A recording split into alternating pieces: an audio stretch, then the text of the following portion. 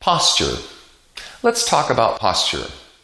But before we get there, it's really important to annotate some specific points along the way.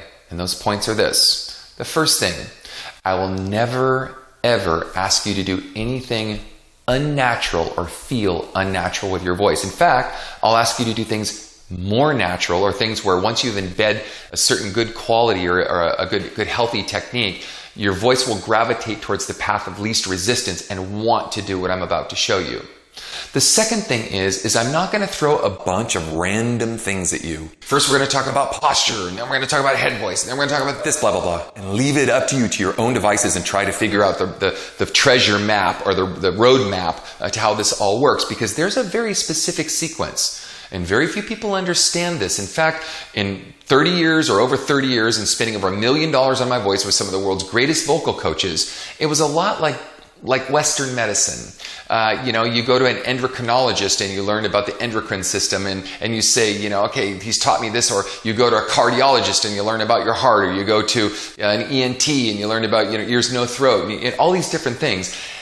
The voice or teachers that I've learned from are like that. You kind of get a little nugget from one of them, but very few of them have been able to take the whole total sum of the voice and put it in together in one consistent, specific sequence. Now, again, in contrast to that, and I'm not trying to pit Western medicine against Eastern medicine at all. They both absolutely have their place. But in Eastern medicine, the Eastern medicinal doctor will look at you and he tries to treat the whole of the body.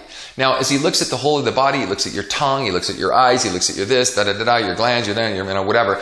And then he tries to treat not just the symptoms, but he tries to get to the core of the problem. So we're going to do that along the way. So within what we're getting ready to go through posture, I'm going to give you the specific roadmap, the specific sequence of what it takes to grow the voice effectively. Now, I'm not saying you can't go off and learn about other things, your call.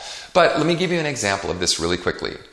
If we were to work on our chest voice and work hard to build a strong, powerful, belting chest register, and then we were to work on our head voice, what most people don't know is that head voice, or working on falsetto and trying to get it nice and bright, actually atrophies the chest voice, and it can tear down at the chest voice and you'll lose range. Now, we need to do it. It's kind of like working out at the gym, working out your lower body and your upper body, and you got to figure out how to make those both work together. But what I'm going to point out to you is that you're going to freak out and go, oh my gosh, I lost 3 notes off my chest voice. I've been working so hard, and it was because I was working head voice. I'm going to walk you through a specific sequence on how to keep everything in balance and treat the whole of your voice, and not just throw random things at you for you to try to figure out on your own. Okay?